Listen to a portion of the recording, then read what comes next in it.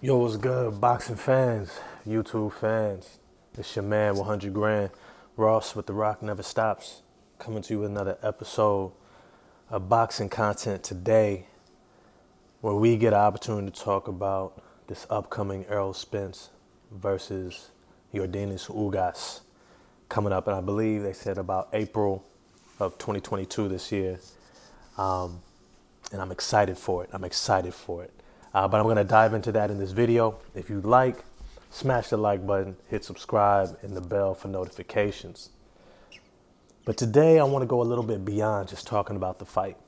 Because if all of us are honest, we don't really care too much about this fight. I think everyone is expecting Errol Spence to come out the victor and then get to the fight we all really have been waiting for the past at least 3-4+ years. It's Spence versus Bud Crawford. That's the fight. And what I want to talk about today is what my expectations are from the Spence-Ugas fight to really be able to forecast what to expect in the Crawford-Spence fight. You see, I'm going to be honest with you. Spence coming back against Danny Garcia I thought was a great fight. It was a great fight for Spence because he was fighting a boxer who was no real threat to him, but was good enough that he was going to have to be not at his best, but he was going to have to bring his A game. And there's a difference.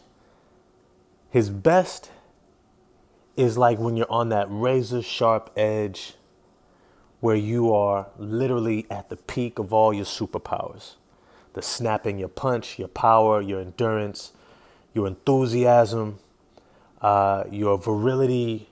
You are looking to destroy the guy, and everything is operating at 100. Now, no boxer is without some level of injury or ache and pain here and there.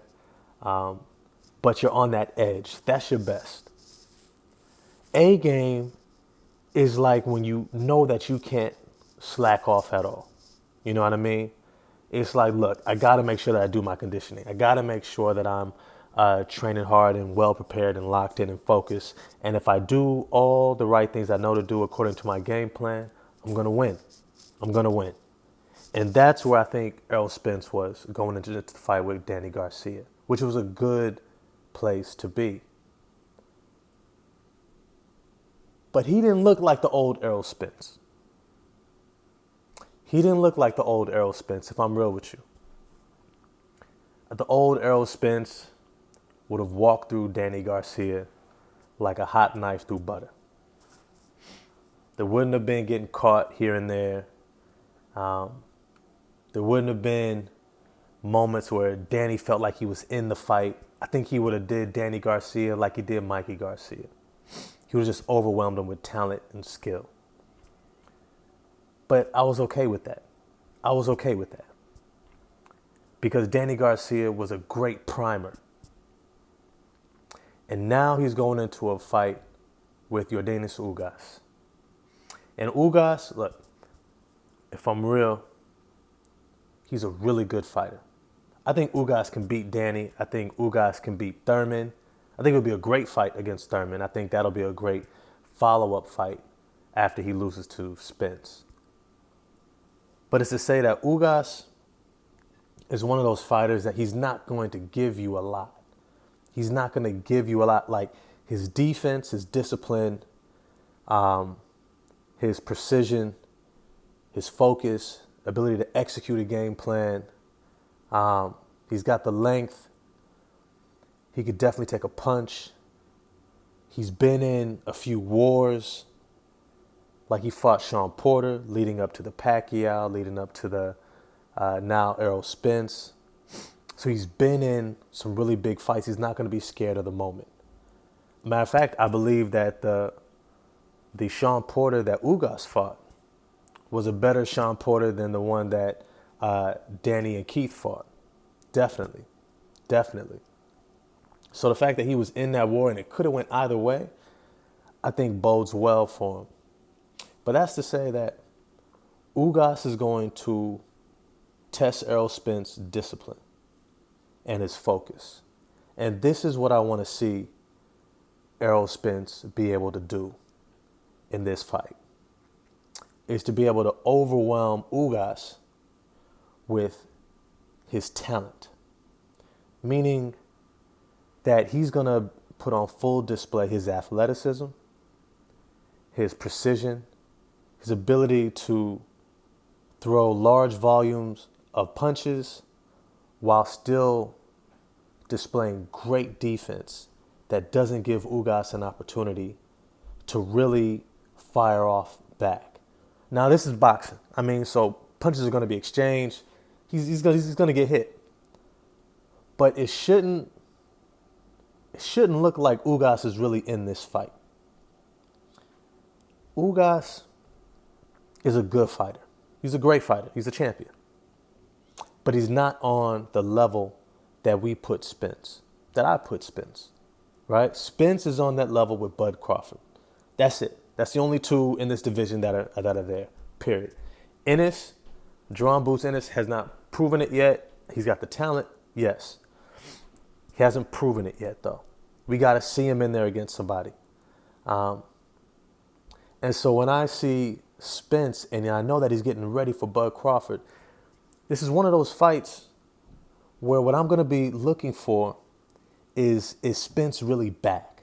And not just back, but can he reach that edge that really tells us all he's on another level? Completely different level. I'm looking for Spence,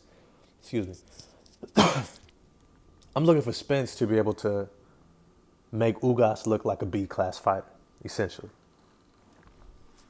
I'm looking for Spence to make Ugas look like Danny Garcia. That's what I'm looking for. Because for me, if Spence can't, because don't get me wrong, Ugas is going to be training his ass off for this. This is his moment.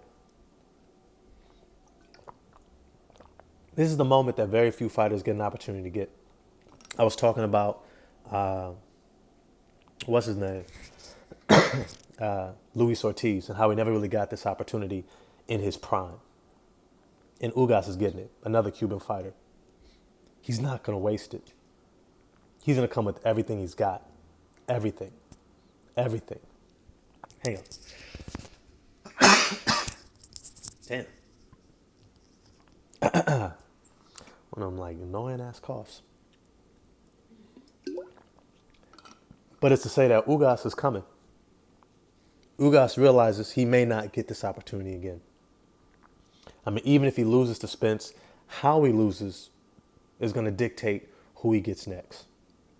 Does he get to go right into another big fight with, let's say, a Keith Thurman or Danny Garcia? Or is he going to be fed to the wolves, to these young lions, like a Jerron Boots Ennis, and potentially become a gatekeeper? And that's what he's separating himself with.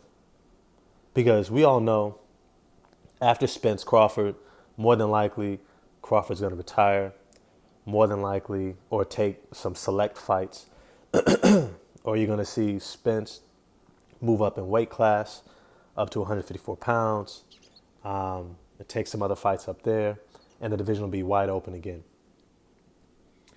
Ugas knows he's positioning himself to be the next thing after they go. And so he's coming. But Spence's job is to make it look like he never had a chance. At all. At all. And if he does,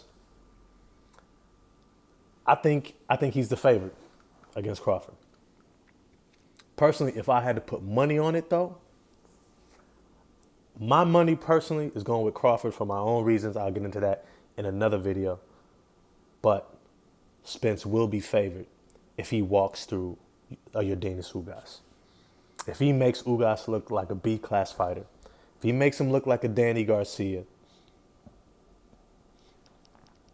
he's going to be the favorite. He's going to have the ability to walk into negotiations with Terrence Crawford and make him take that 60-40 split. It doesn't matter what Crawford does. Look, he only got one belt. Spence has all the other belts.